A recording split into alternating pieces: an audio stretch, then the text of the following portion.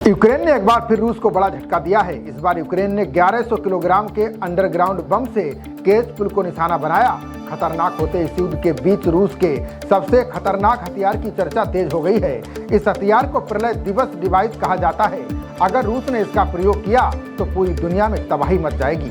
रूस के एयरक्राफ्ट उड़ाने के बाद यूक्रेन ने रूस को तगड़ा झटका दिया है। इस बार यूक्रेन ने रूस के अंदर घुसकर केर्च पुल पर हमला किया है। यूक्रेन ने दावा किया है कि उसने 1100 किलोग्राम के अंडरग्राउंड बम से केर्च पुल को निशाना बनाया। विस्फोट के बाद रूस ने केर्च पुल पर आवाजाही को रोक दिया है। बता दें कि केर्च पुल यूक्रेन में रूसी सैन्य अभियान के लिए एक बड़ा रणनीतिक मार्ग है। ये रूस की मुख्य भूमि को कब्जे वाले क्रीमिया से भी जोड़ता है। ये पुल पहले भी कई बार यूक्रेनी हमलों का शिकार हुआ है। दोनों देशों के गहराते युद्ध के बीच दुनिया के सबसे खतरनाक हथियार की चर्चा हो रही है। जैसा कि हम सभी जानते हैं कि दुनिया में हथियारों के मामले में रूस का कोई जवाब नहीं है। रूस के पास शक्तिशाली हथियारों की लंबी कतार मौजूद है जो दुनिया के किसी भी देश में हमला करने में सक्षम है। रूस का दावा है कि इन हथियारों को खास तौर पर अमेरिका को कंट्रोल में रखने के लिए डेवलप किया गया है।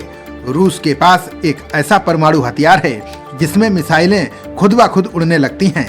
रूस का दावा है कि इस सुपर हथियार को रोकना संभव है। इसका सिर्फ नाम ही डरावना नहीं है, बल्कि यह एक झटके में पूरी दुनिया को तबाह करने की क्षमता रखता है।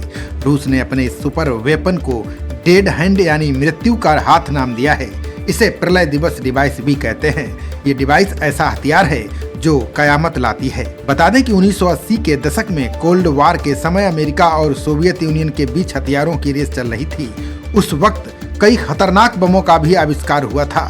ये क्रम लगातार चलता रहा। हथियार बनाने की होड़ में दुनिया का सबसे बड़ा न्यूक्लियर बम डेड हैंड बनाया गया। इसे पेरीमीटर सिस्टम भी कहा जाता है। बता दें कि डेड हैंड एक ऑटोमेटेड न्यूक्लियर सिस्टम है। आधुनिक तकनीक से लैस ये सिस्टम बेहद घातक माना जाता है। ये radiation level, air pressure, communication frequency, भूकंप जैसी गतिविधि को मॉनिटर करने के बाद हमले को अंजाम देता है। डेड हैंड के जरिए रूस एक झटके में पता कर सकता है कि उसके देश पर कहीं न्यूक्लियर अटैक तो नहीं होने वाला है। अगर न्यूक्लियर अटैक होने की स्थिति पैदा होने वाली है तो ये खुद ब खुद एक्टिव हो जाता है। इसके बाद कमांड एक रॉकेट लॉन्च करता है। इसके अंदर एक रेडियो ट्रांसमीटर होता है जो रूस के न्यूक्लियर सिलोज को फायर का ऑर्डर देता है। इसके बाद इसमें लगी सारी मिसाइलें उड़ने लग जाती हैं। डेड हैंड ये गारंटी देता है कि रूस तब भी दुश्मन को जवाब दे सकता है जब उसकी पूरी आर्मी तबाह हो जाए। इस सिस्टम की सबसे डरावनी बात यह है कि इसे इंसानी कमांड की जरूरत नहीं है।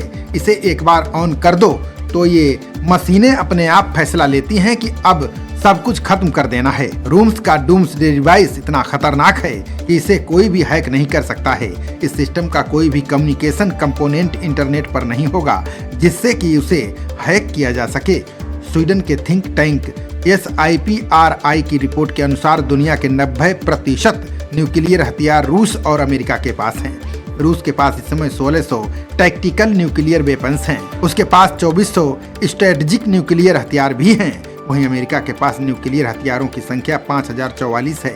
अमेरिका के पास न्यूक्लियर डिटेक्शन के लिए रेडिएशन और सीस्मिक सेंसर है, लेकिन रूस के डेड हैंड जैसा हथियार नहीं है। 500 न्यूक्लियर हथियारों के साथ चीन तीसरे नंबर पर है। स्वीडिश थिंक टैंक के सीनियर फेलो हैंस क्रिस्टेंसन ने बताया कि इस समय चीन अपने एटमी हथियारों का जखीरा बाकी देशों की तुलना में सबसे तेजी से बढ़ा रहा है। दुनिया भर में अभी 3904 परमाणु हथियार मिसाइलों या एयरक्राफ्ट में तैनात हैं। खबरों का सिलसिला जारी रहेगा। देखते रहिए जनप्रवाद। नमस्कार।